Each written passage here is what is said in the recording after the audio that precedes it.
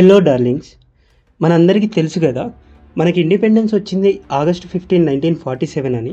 కానీ మనకి ఫ్రీడమ్ కావాలని స్ట్రాంగ్ రియలైజేషన్ కలిగించిన క్షణాలు ఎప్పుడు మొదలైనవో మీకు గుర్తుందా? సరిగ్గా ఇప్పటికి 167 ఇయర్స్ అవుతుంది.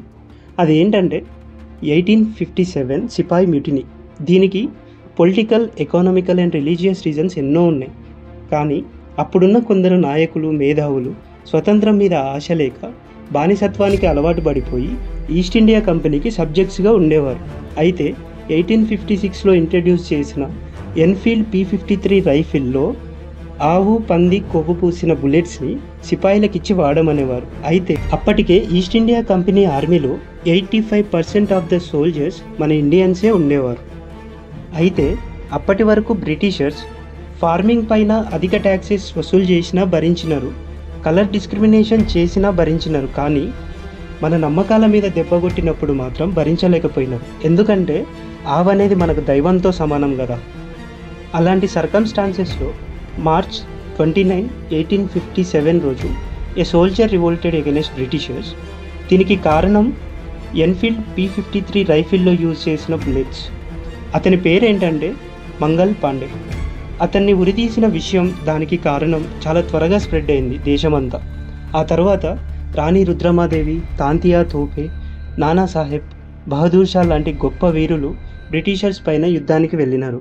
అలా మొదలైన స్ట్రగుల్ అనేది 15th ఆగస్ట్ 1947లో ముగిసింది. మనకి ఫ్రీడమ్ వచ్చింది. ఇదంతా మనకు తెలుసు కదా. అయితే తెలంగాణ అనే సెపరేట్ స్టేట్ 2nd జూన్ 2014 వచ్చింది అని మనందరికీ తెలుసు. కానీ ఎక్కడ మొదలైంది, ఎందుకు మొదలైంది అనేది మీకు తెలుసా? నిజాం పాలనలో హైదరాబాద్ స్టేట్ అనేది one of the richest princely state. కానీ ఇక్కడ నివసించే ప్రజలు మాత్రం పేదరికంలో ఎన్నో అణిచివేతలకు గురైనారు. చాకలి ఐలమ్మ, కొమరం భీం, ఇంకా ఎంతోమంది నిజాం నిరంకుశ పాలనకి ఎదురు తిరిగి వీరమరణం పొందినారు. ఆ రోజుల్లో నిజాం పాలనలో ఉండే అణిచివేతలు ఎలా ఉండేవంటే, పెట్టి చాకిరి అంటే దొరల ఇంట్లో ఏదైనా శుభకార్యం కానీ, వేడుకలు కానీ జరిగితే ఈ ప్రాంతంలోని వివిధ వృత్తుల వారిని బానిసలుగా ఉపయోగించుకునేవారు. భావ వ్యతిరేకరణ అంటే హైదరాబాద్ స్టేట్లో తెలుగు, కన్నడ, మరాఠీ స్పీకింగ్ పీపుల్ ఎక్కువ ఉండేవాళ్ళు. కానీ ఎక్కువ ప్రాధాన్యత ఉర్దూ లాంగ్వేజ్కి ఇచ్చేవారు. ఆర్థికంగా చూసుకుంటే ఎక్కువ ట్యాక్సెస్, అధికంగా వడ్డీలు వసూలు చేసేవారు. వీటన్నిటి గురించి క్లియర్గా ఇంకో వీడియోలో మీకు ఎక్స్ప్లెయిన్ చేస్తాను. అయితే 1946లో ప్రజెంట్ ఉన్న వరంగల్ డిస్టిక్లోని ఒక విలేజ్లో విష్ణూర్ రామచంద్రారెడ్డి అనే ఒక ట్యాక్స్ కలెక్టర్ ఆ విలేజ్లోని రైతులు పండించిన పంటని బలవంతంగా లాక్కునే ప్రయత్నం చేస్తారు. అక్కడున్న రైతులు, నాయకులు వారికి ఎదురు తిరుగుతారు. ఆ పరిస్థితుల్లో దొడ్డి కొమరయ్య అనే నాయకుడు మరణిస్తాడు. ఆ వార్త పక్కనే ఉన్న గ్రామాలకి చాలా త్వరగా స్ప్రెడ్ అవుతుంది. అలా భూమి కోసం, భుక్తి కోసం మొదలైన తెలంగాణ సాయుధ రైతాంగ పోరాటం ప్రపంచంలోనే రైతుల తిరుగుబాటులన్నిటిలోనూ అగ్రస్థానం పొందిందని చెప్తూ ఉంటారు. ఇలా మొదలైన పోరాటం వివిధ దశలుగా మారి 2nd జూన్ 2014 రోజు ముగిసింది. ప్రత్యేక తెలంగాణ రాష్ట్రం పుట్టింది.